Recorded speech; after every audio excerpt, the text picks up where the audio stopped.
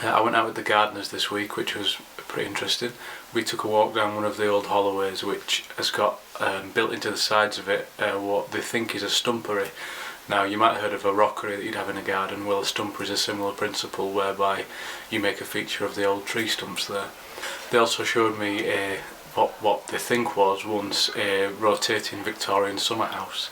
So it would have been on wheels and then they'd have moved it round to follow the sun.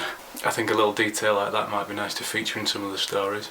There's also a thing called a HaHa, which I'd never heard of, but it's where rather than having a fence in the landscape, they would put a sheer drop in to stop the cattle from coming up to the house, so they could still sit in their garden and look out with an uninterrupted view.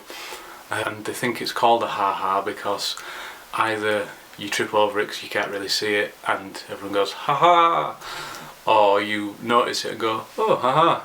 And in the quarry garden, when they took the stone out to build the new house, it unveiled the Wealden Sea, which is like a rippled seabed in the garden, and in that there's also an iguanodon's footprint.